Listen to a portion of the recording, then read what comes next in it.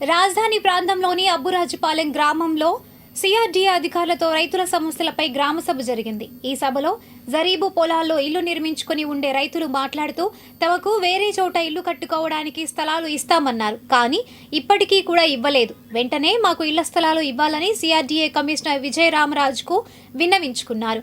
మరి కొంతమంది రైతులు అబ్బురాజుపాలెం గ్రామం నుండి బయటకు రావాలంటే మాకు రహదారులు వివరాలు తెలపాలని కోరారు. అనంతరం సిఆర్డీఏ కమిషనర్ వి విజయరామరాజు రైతులను ఉద్దేశించి మాట్లాడారు.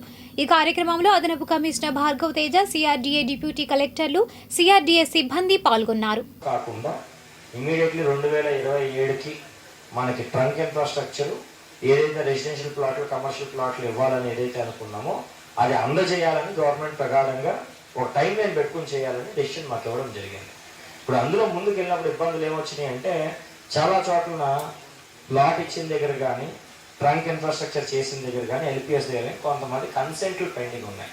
అంటే ఆ వర్క్ అక్కడికి వెళ్ళి చేయాలన్నప్పుడు చూసుకుంటే కొన్ని మధ్యలో బిట్లు, కొంతమంది పెద్ద రైతు అనుకోండి, చిన్న రైతు అనుకోండి, ఏవైతుందో 10 ఎకరాలు బిట్టు ఒకటి, 1 ఎకరం బిట్టు ఒకటి దీనికి.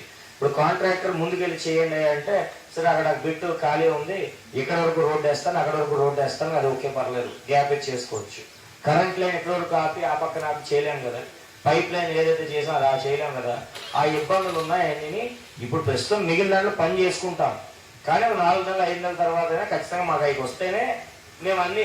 ఇప్పుడు అవి కంప్లీట్ చేయకుండా నేను మీకు లేఅవుట్లు, రోడ్లు ఎక్కడి నుంచి నేను ఇస్తాను చెప్పప్పుడు ఏదైనా ప్రాక్టికల్గా మీరు గ్రామాలు అన్ని చూసుకున్నారనుకోండి, ఎక్కడి వరకు రోడ్డు వేసి ఆ మొక్క రోడ్డు వేసి ఈ మధ్యలో ఉన్న బిట్టు ఖాళీగా ఉన్న తర్వాత ఈ పక్క నుంచి తీస్తామా అక్కడి నుంచి తీస్తామంటే మన రాజధానిలో మనం చేసుకున్న పదేను ప్రాబ్లం. అది ఫస్ట్ మీకు అర్థమయ్యేది. ప్రాబ్లం ఏంటంటే ఫస్ట్ మేము అది గుర్తించి ఏమన్నామంటే, సరే మీరు అన్నమాట వాస్తవమే, మేము ఇవ్వడానికి ఇప్పుడు రైతులందరూ ఏమన్నారంటే మేము ఇవ్వడానికి రెడీగా ఉన్నాం కదా, మమ్మల్ని అడిగితే ఇచ్చేసి ఉంటే సరిపోయేది కదా అనేది అది కూడా ఒప్పుకుంటాం.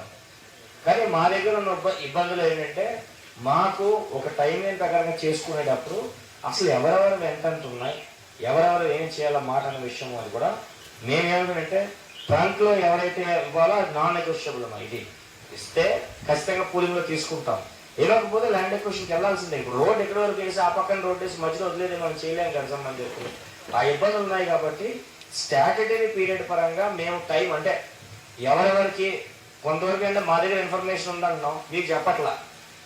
రైతులు ఏమంటున్నారు, ముందు వచ్చి మాది ఎక్కడ పోతుందో ఏదైతే విషయం చెప్పాలో మాకు తెలిస్తే కదా డెసిషన్ తీసుకోవాలని ఒక వర్గం సంబంధించి కొన్ని చోట్ల మీలాగా పాజిటివ్గా ఉన్న వాళ్ళందరూ కూడా మేము ఇస్తామని అంటున్నారు, కొన్ని గ్రామాల్లో మేము ఇవ్వని కూడా అంటున్నారు. వాస్తవం మాట్లాడుకోవాలి కదా. ఇప్పుడు మన దగ్గర పాజిటివ్గా కొన్ని గ్రామాలు ఉన్నాయి, కొన్ని దగ్గర సంబంధించిన మేము ఇవ్వని మాట